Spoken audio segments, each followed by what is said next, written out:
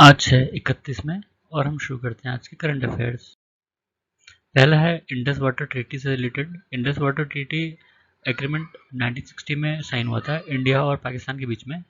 इसमें जो Indus river है और उसके ट्रिब्यूटरीज हैं उसके वाटर का डिस्ट्रीब्यूशन हुआ था, जिसमें से इंडस, चनाब और झेलम पाकिस्तान को दी गई थी, ठीक है, और रावी, ब्यास, सतलुज इंडिया को दी गई थी, ठीक है। इनमें ये मतलब कोई भी रिस्ट्रिक्शन नहीं था, ये लोग यूज़ कर सकते थे, डैम बना सकते हैं इस पर, ठीक है। लेकिन इंडिया को अ, उनमें भी थोड़ा सा मतलब जो इंडस, चनाब और झेलम है उस पर भी कर सकते हैं, इंडिया यूज़ कर सकता है उसका पानी, पर लिमिटेड, ठीक है। अ, और सबसे इन जो तीन नदियाँ थी इसमें बहुत ज़्यादा पानी जाता है, मतलब करीब 80% कह रहे हैं कि ये जो इंडस रिवर सिस्टम है इसका 80% पाकिस्तान को मिला है और सिर्फ 20% इंडिया को मिला है, ठीक है। और इसी एग्रीमेंट में एक परमानेंट इंडस कमीशन बनाने की भी बात थी, जो कि इससे रिलेटेड मैटर देखेगा, ठीक है। वो एक फोरम की तरह काम करेगा जहाँ पे इंफॉर्मेशन, मतलब रिवर से रिलेटेड इंफॉर्मेशन एक्सचेंज होंगी, ठीक है। इंडिया को इस बात की भी परमिशन मिली थी कि हाइड्रो पावर प्रोजेक्ट वो बना सकता है इस पे, ठीक है।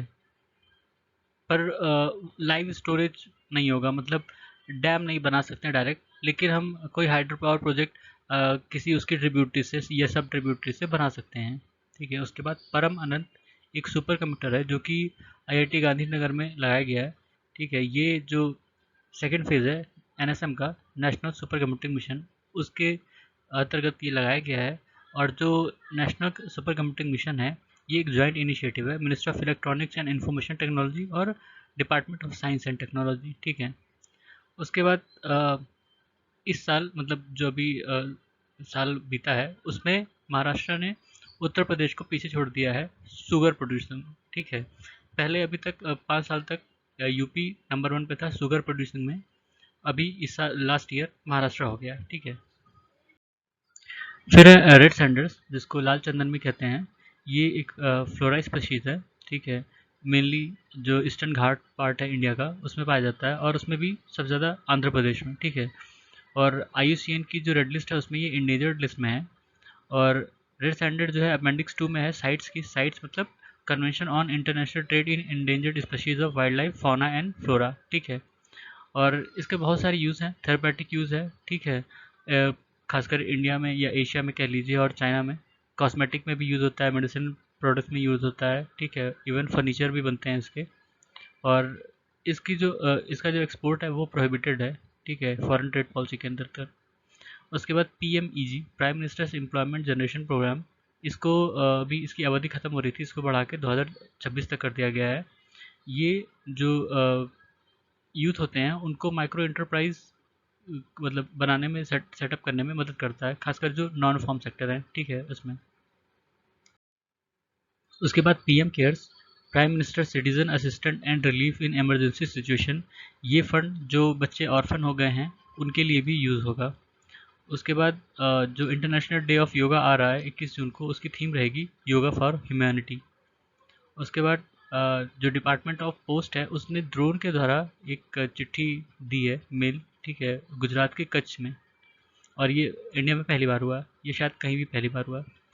उसके बाद एक रिपोर्ट थी रोड एक्सीडेंट इन इंडिया 2020, इसमें 2020 में सबसे कम एक्सीडेंट देखने को मिले हैं, उसका रीज़न था लॉकडाउन, ठीक है। और इसमें रोड एक्सीडेंट सेवेरिटी बताई गई है। एक्सीडेंट सेवेरिटी मतलब होता है कि हर 100 एक्सीडेंट पे कितने लोग मरे हैं, ठीक है, वो डिफाइन करता है कितने सिवियर सिचुएशन है। और 2020 में ये 36 थी, मतलब 100 एक्सीडेंट में, जब 100 एक्सीडेंट हुए उसमें से 36 लोग मर गए, ठीक है, सबसे ज़्यादा थी उनके मुकाबले। और मिज़ोरम में सबसे ज़्यादा है, 2000 मतलब अभी तक के डाटा के हिसाब से सबसे ज़्यादा वहाँ पे 79 रिकॉर्ड की गई है। उसके बाद बिहार, उसके बाद पंजाब। उसके बाद वर्ल्ड नो टोबैको डे, ये 31 मई को ही होता है। और इस बार की थीम है tobacco is killing us and our planet, ठीक है। WHO की एक रिपोर्ट भी आई है, टोबैको पॉइजनिंग आवर प्लानट, ठीक है। उसके बाद एक रेडियो जॉकी हैं उमर निसार, ये साउथ कश्मीर के हैं, और इनको बेस्ट कंटेंट अवार्ड मिला है यूनिसेफ की तरफ से, ठीक है।